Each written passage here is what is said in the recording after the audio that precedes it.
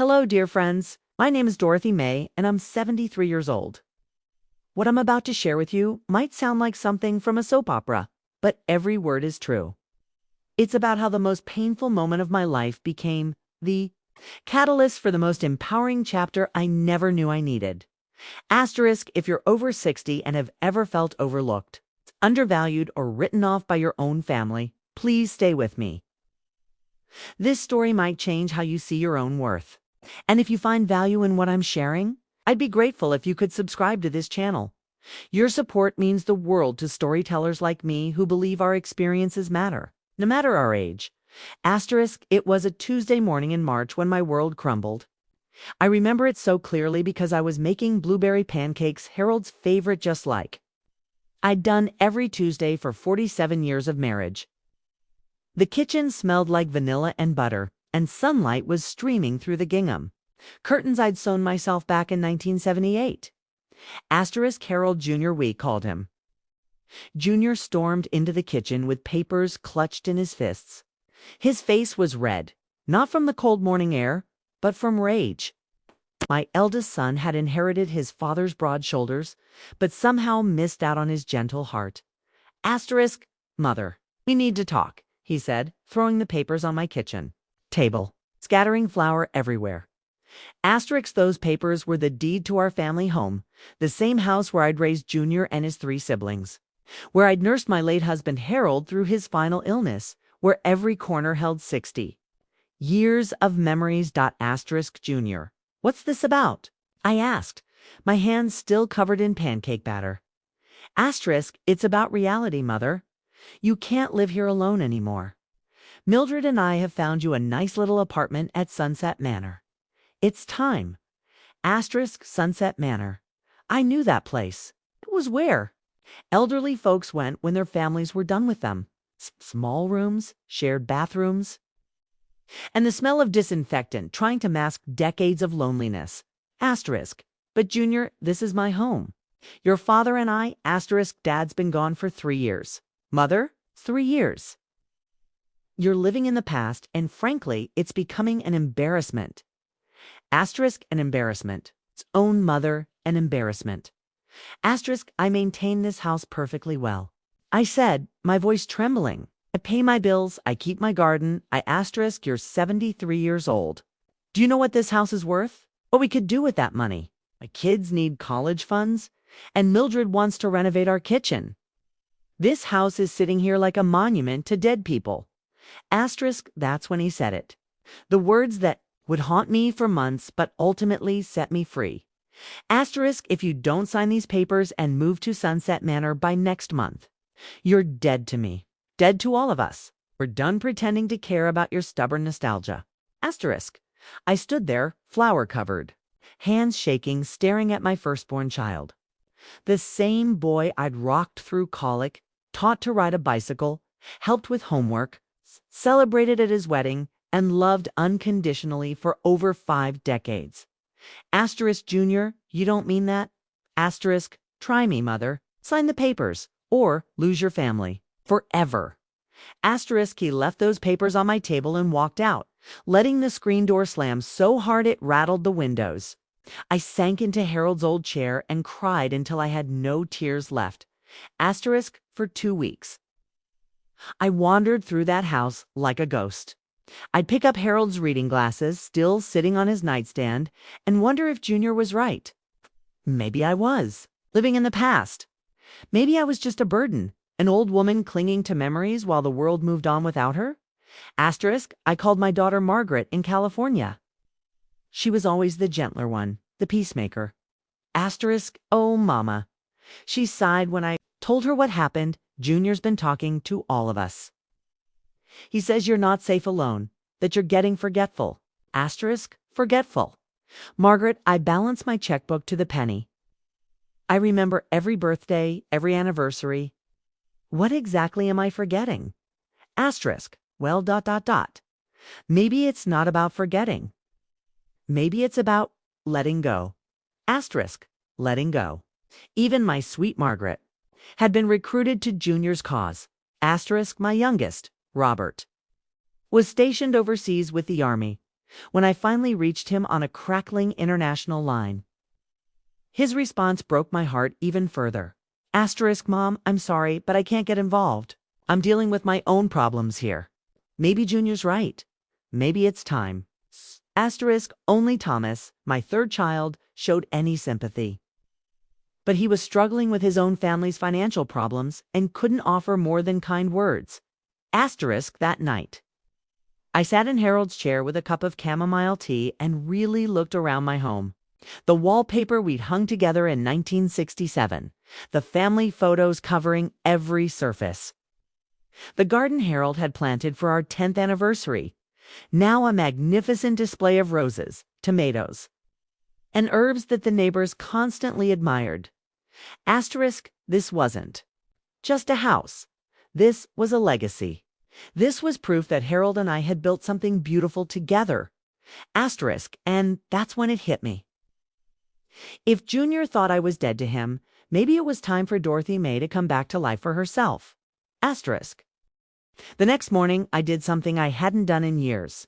I got dressed up, not just neat and clean, but dressed up. I put on the navy blue dress Harold had bought me for our 40th anniversary, the one with the pearl buttons. I did my hair properly, not just the quick brush-through I'd been managing lately. I even put on lipstick Ravon's pink in the afternoon, my signature shade since 1962. Asterisk, I walked to the mirror in the hallway, the same one where I'd checked my appearance before every church service, every school play, every important moment of my adult life.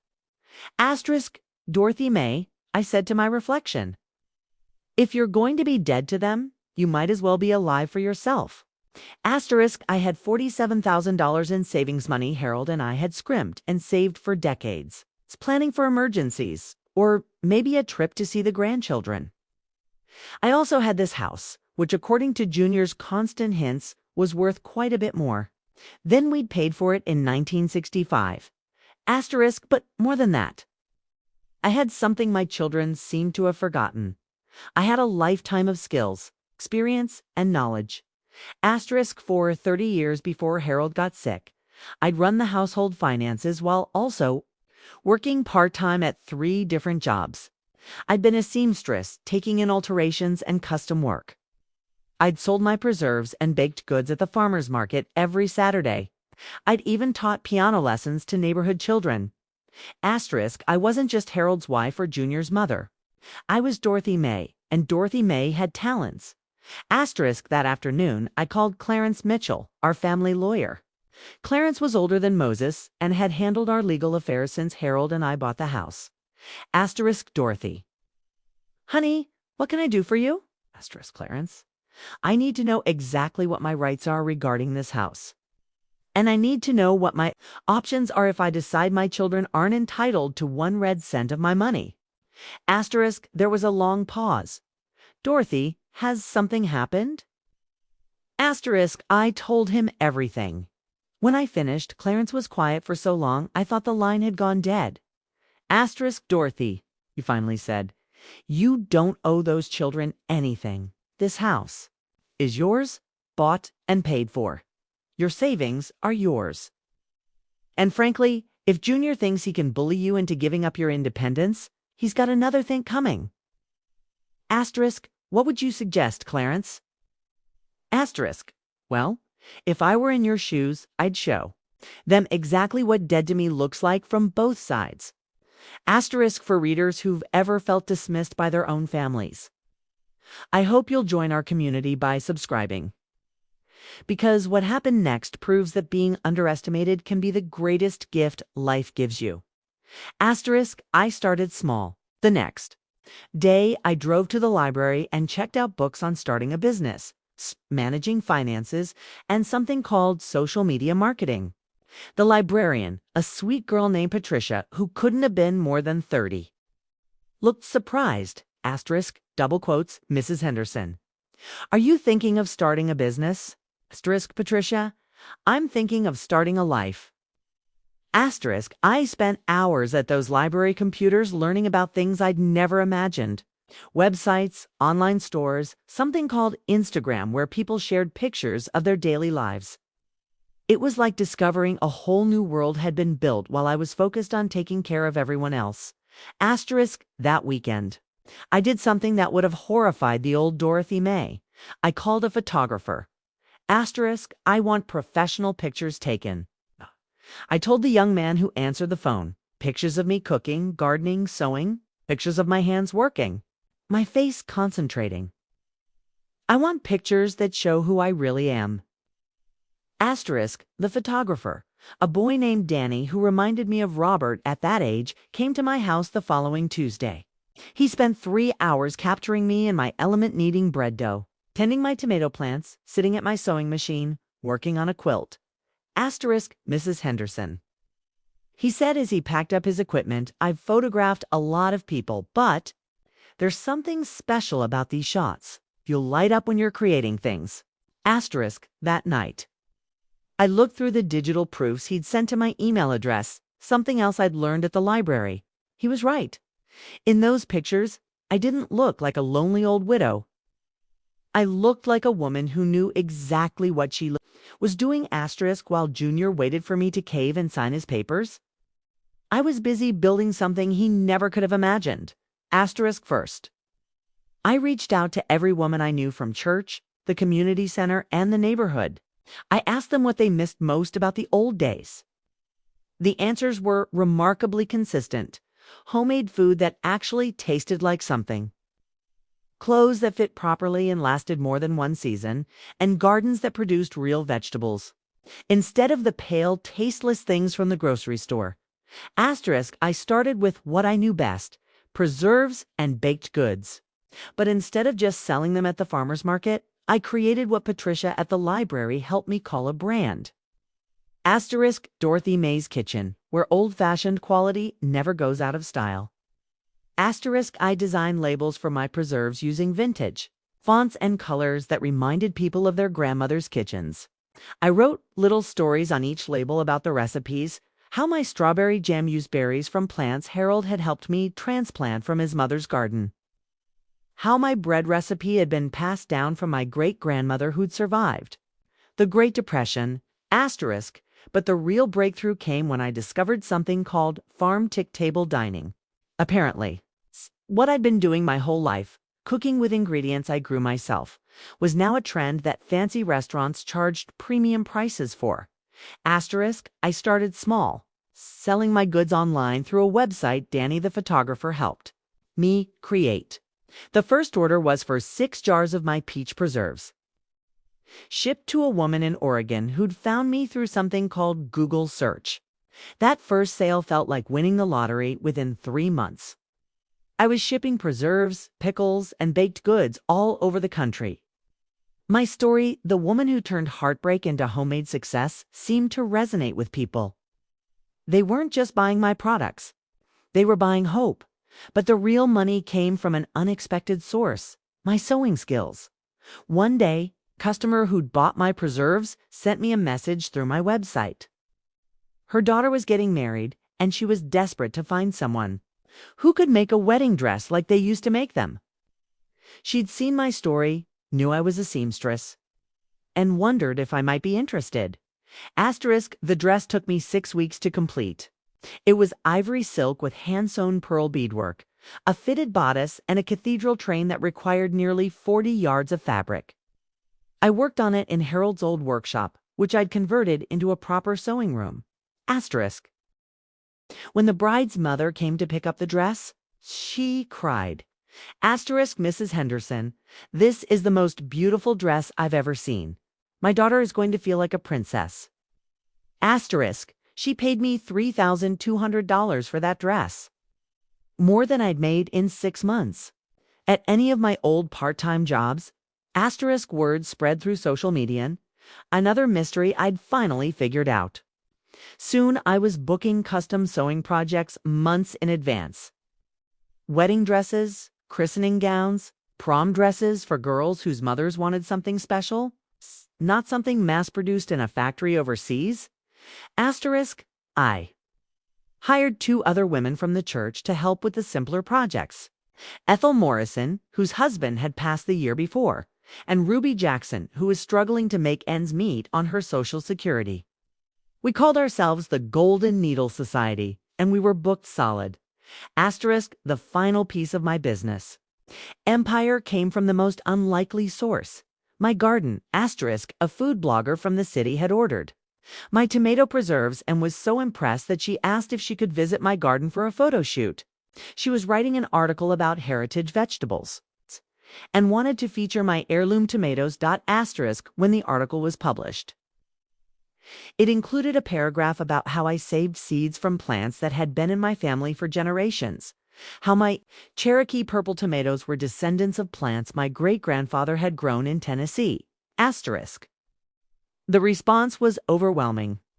People wanted to buy my seeds, my seedlings, and even my advice on growing their own heritage vegetables. Asterisk I partnered with a local nursery to sell my seedlings and started offering consultations for people who wanted to start their own heritage gardens. For $150 an hour, I would visit their property and help them plan a garden using techniques it's grown from decades of growing food for my family.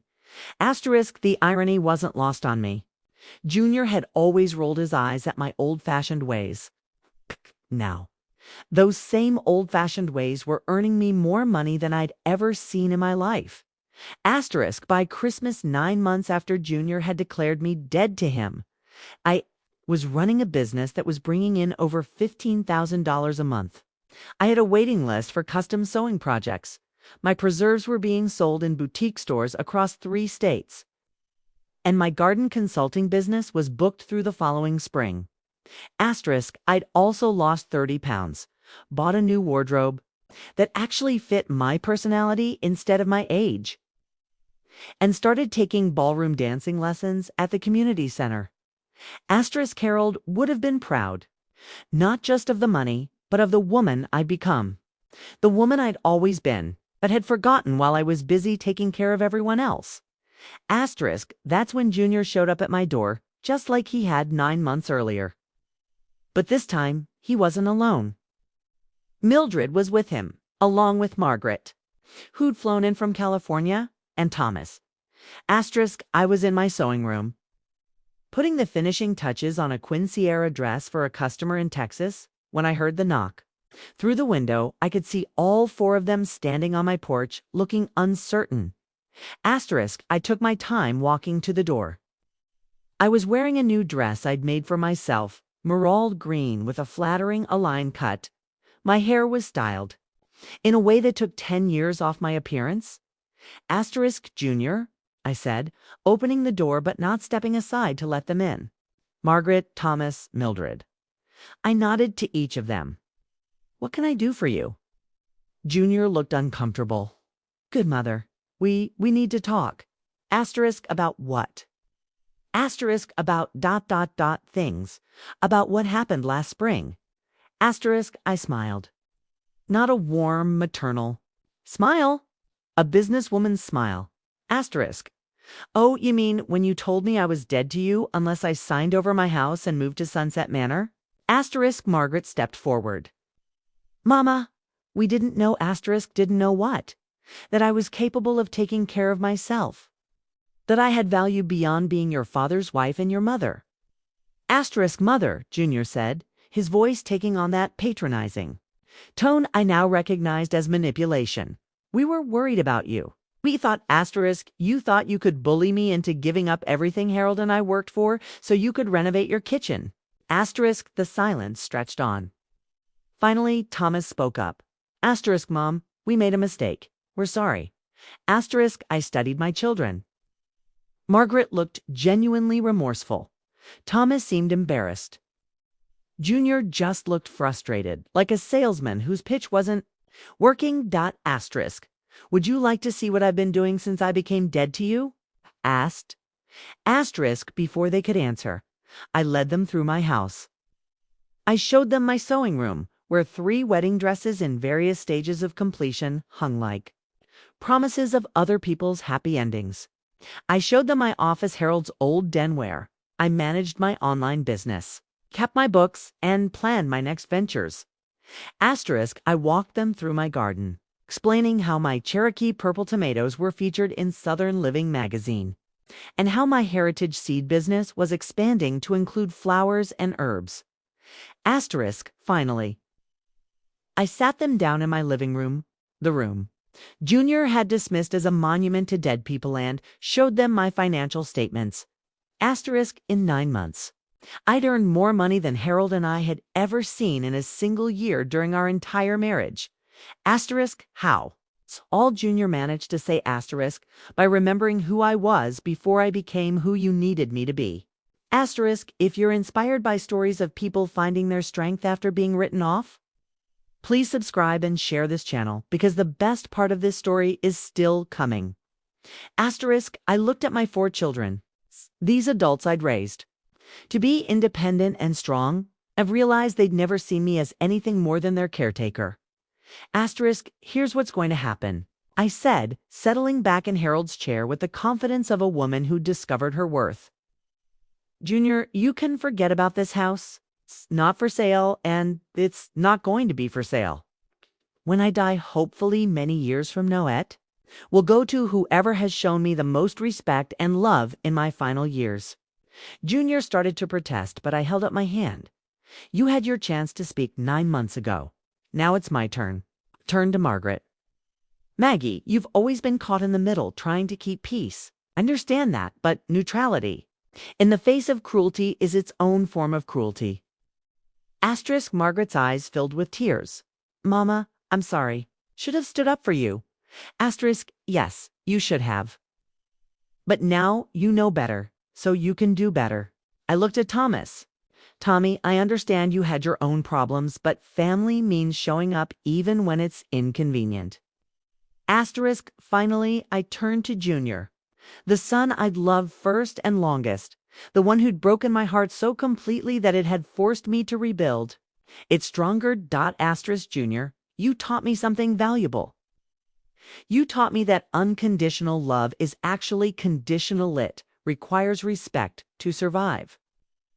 You lost my respect when you decided my life was yours to control. Mother, I'm not finished. You wanted me dead to you? Fine. But death goes both ways. The mother you could push around, the woman who would sacrifice her happiness for your convenience, that woman is dead. This woman, I gestured to myself. This woman doesn't give away what she's earned. Asterisk, I stood up and walked to the mantelpiece, where I kept the framed photo of Harold and me on our wedding day. Asterisk, your father would be ashamed of how you treated me, but he'd be proud of who I've become since then. Asterisk, that was 3 years ago. In that time, my business has continued to grow. I now employ 12 people, including Ruby and Ethel, who've become my partners in the Golden Needle Society. We've opened a small storefront in town where we sell our goods and teach classes to younger women who want to learn traditional skills.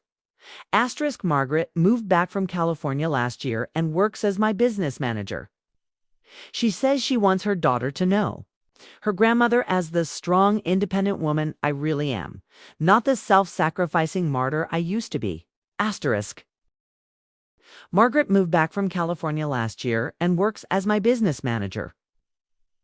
She says she wants her daughter to know her grandmother as the strong, independent woman I really am, not the self-sacrificing martyr I used to be.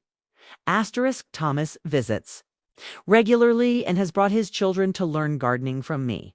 His son, little Harold, named after his grandfather, is especially interested in the heritage seeds and wants to start his own garden. Asterisk. Robert retired from the army and moved to a town about an hour away. He stops by every Sunday for dinner, and we've grown closer than we ever were when he was growing up. Asterisk, and Junior. Junior still comes around, but our relationship has changed. He no longer assumes he can make decisions for me or that my resources are his to claim. We're polite, sometimes even warm, but the old dynamic is gone forever. Asterisk, last month, he asked if I'd consider loaning him money for his daughter's college tuition. Asterisk, I'll think about it, I told him. But it would be a loan with interest and a contract. I'm not in the business of giving away what I've worked for. Asterisk, he nodded and said he understood. Maybe he's finally learning that respect isn't something you can demand. something you earn. Asterisk what I want to share with everyone watching, especially those of you who might be facing similar situations. Is this being written off can be the greatest gift life gives you. If you have the courage to see it that way, asterisk for decades, I defined myself by my relationships to other people. I was Harold's wife, Junior's mother, the woman who took care of everyone else's needs before her own. When Junior told me I was dead, to him, it freed me from those limiting definitions. Asterisk, I discovered that Dorothy May wasn't just a supporting character in other people's stories. She was the hero of her own story with talents, dreams, and value that had nothing to do with how well she served others. Asterisk, I learned that financial independence isn't just about money, it's about having choices. When you depend on others for your security, you give them power over your life. When you create your own security, you take that power back. Asterisk, most importantly, I learned that it's never too late to become who you were meant to be. At 73, I found a career I loved, built financial security I'd never dreamed of, and discovered a strength I didn't know I possessed. Asterisk, my house is still full of memories. But now it's also full of hope, creativity, and purpose. The rooms that Junior saw as monuments to dead people are actually workshops where new dreams come to life every day. Asterisk, the garden Harold planted for our anniversary still blooms every spring. But now it also feeds a business that connects me to people all over the world who value the same things we valued: quality, craftsmanship, and the satisfaction of creating something beautiful with your own hands. Asterisk, if you're watching this and you're feeling invisible, undervalued, or written off by people who should love you unconditionally, please remember this: their inability to see your worth doesn't diminish your worth. Asterisk, you have skills, experience, and wisdom that the world needs. You have stories to tell, knowledge to share, and contributions to make. Don't let anyone, not even your own children, convince you that your value ended when your role in their lives changed. Asterisk, being dead to them might just be the beginning of being truly alive for yourself. Asterisk, I'm Dorothy May Henderson, and at 76, I'm living proof that the best chapters of your life might be the ones you write when everyone else thinks your story is over. Asterisk, thank you for listening to my story. If it touched you, if it gave you hope, or if it reminded you of your own strength, I'd be honored to have you as part of this community. Asterisk, the women and men who follow this channel understand that experience is valuable, that wisdom is powerful, and that respect is earned, not given. We support each other in living our fullest lives, regardless of what anyone else thinks we should be doing at our age. Asterisk, until next time, remember, you're never too old to bloom, and you're never too experienced to grow. Asterisk.